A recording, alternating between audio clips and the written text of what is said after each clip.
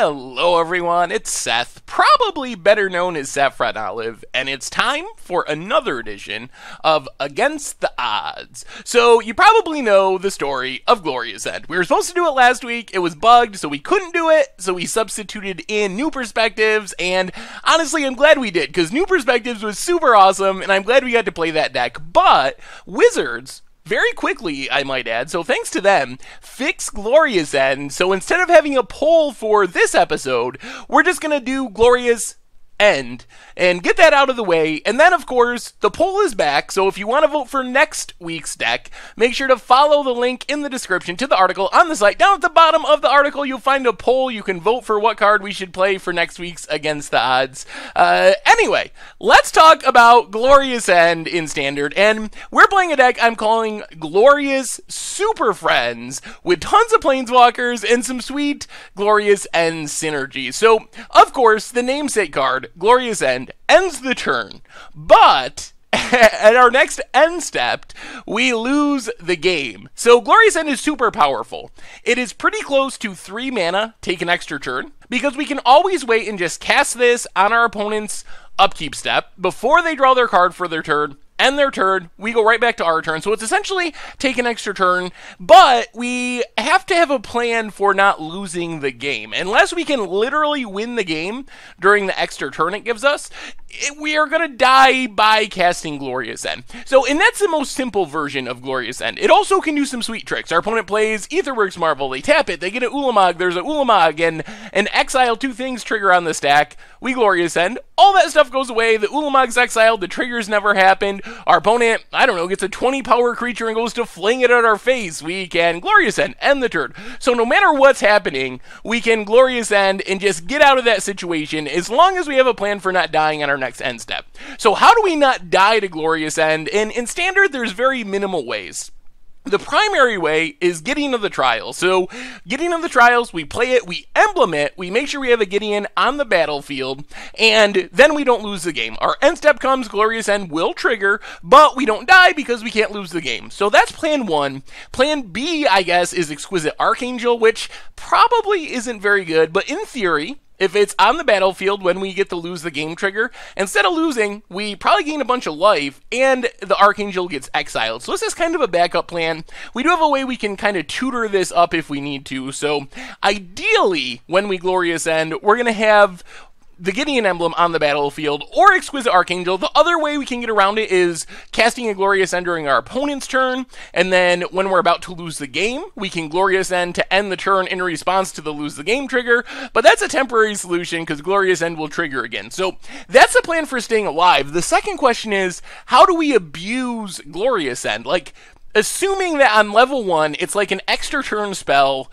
with the upside that we can play it at an inopportune time. We can take that extra turn while our opponent has something on the stack to counter it, or when they're about to kill one of our things to counter it, something like that. But an extra turn spell with upside, how do we go about abusing that? And I think the best way to do that in Standard is to go full-on Super Friends. So the sweet things about Planeswalkers with Glorious End, thinking of it like an extra turn spell, is Planeswalkers are basically like having a bunch of extra cards in hand that we can cast for free. So if we use Glorious End to take an extra turn, we get an extra activation of every single one of our Planeswalkers. We get to attack again with Gideon, Ally of Zendikar. Also pretty important because the Gideon of the Trials emblem only cares about having a Gideon Planeswalker. It doesn't have to be Gideon of the Trials, so this can keep us alive after we get the emblem as well. But we get another attack with Gideon. We can make a plant, pump our team with Nissa, we can draw an extra card with Chandra, kill something.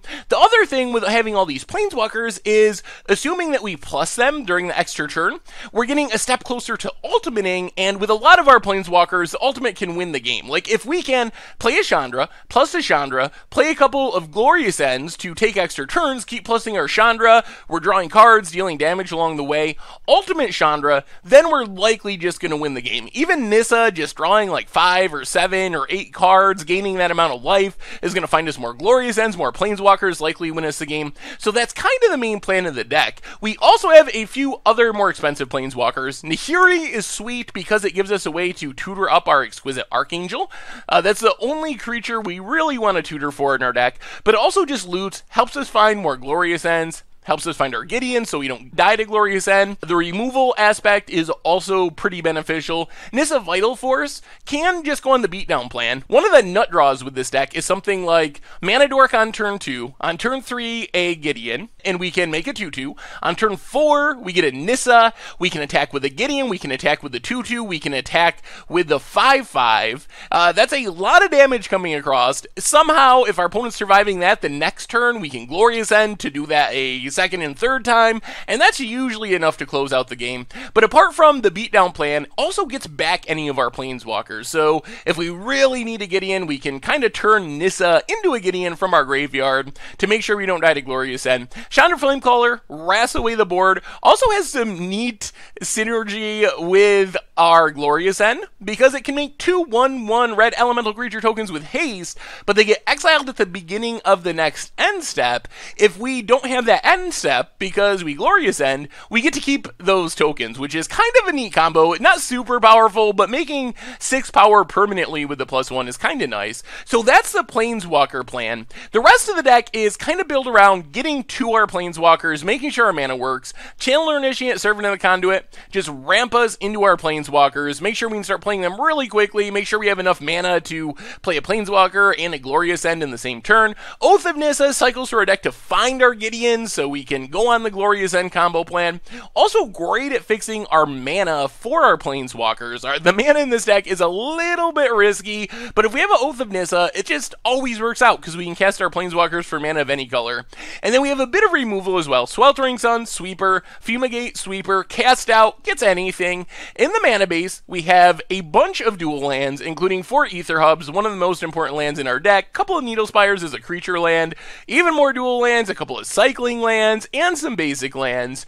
In the sideboard, we kind of have the aggro removal package, so we can bring in more Fumigates and Magma Sprays to deal with zombies, deal with Mardu vehicles, decks like that. Cast Out is kind of a catch-all. Glorybringer, a nice surprise considering we don't really have any creatures in our main deck except for the Mana Dork, so people might bring out some of their removal. Also a sweet target for Nahiri. It might not look insane, it's not like getting an Ulamog, but being able to tutor up a Glorybringer with Nahiri's ultimate, send it in, kill something. We can even exert it for free because it's going to bounce back to our hand. Then the next turn we get it back, get to exert it again, kill something else. Can be a lot of value. And then for more controlling decks, we have 4 Negates, helps against Aetherworks Marvel, control decks, Byforce for artifacts, and that's Glorious Super Friends for standard. And that's our Against the Odds deck for this week. So how is this deck going to work is a fair question.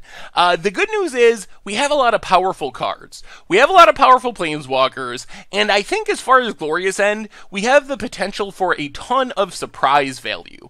People are just not going to expect Glorious End, so I think we're going to have some gotcha moments where our opponent's going to think we're playing in Naya Planeswalkers, Naya Tokeny Planeswalkers, whatever, and then all of a sudden they think they have a stat, and we're like, oh, nope, Glorious End you, we win. So hopefully those are the kind of moments that we're going to have with Glorious End.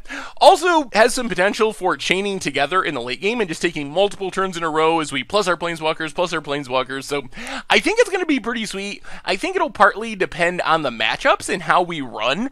Obviously, we have a lot of mana fixing. We have a lot of ramp in the Channeler Initiates and Servants, but there's going to be situations where we like play a tap land, play a Channeler Initiate, it gets Fatal Push, and we just get run over by a really fast deck. So that's one of the concerns. The other concern is Aetherworks Marvel. How does that actually work for us? I mean, the upside is we got the surprise Glorious End value, which might be able to steal us some games in that matchup. Just, our opponent will not expect it, but that requires us drawing the 2-card combo, because if we Glorious End and then just die to our Glorious End, countering Ulamog, even though that's really great, isn't really that beneficial if we're just going to die to the Glorious End trigger. But hopefully we do some sweet things. Hopefully we get some sweet surprise Glorious End value as unexpected opponents have their turn end at really inopportune times and just get absolutely blown out. So we'll see what happens. Either way, it's going to be fun. Super Friends decks are fun. I'm excited to try out the synergy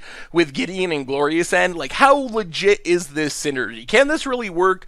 Could this be a real archetype? Like, could you have a Gideon, Glorious End deck in Standard. We're going to try to figure it out. So anyway, that's Glorious Super Friends. That's our Glorious End deck for this week. As I mentioned before, if you want to vote for next week's deck, follow the link in the description to the article on the site. Down at the bottom, you'll find a poll where there's a few options for next week's deck, so vote there if you're interested. Anyway, thank you very much for watching. I hope you enjoy the gameplay videos, and I will talk to you soon. Thanks for watching the video. If you haven't already, take a minute and click that subscribe button. It's a great way to support the channel for free, and you'll find the next video in the playlist right here.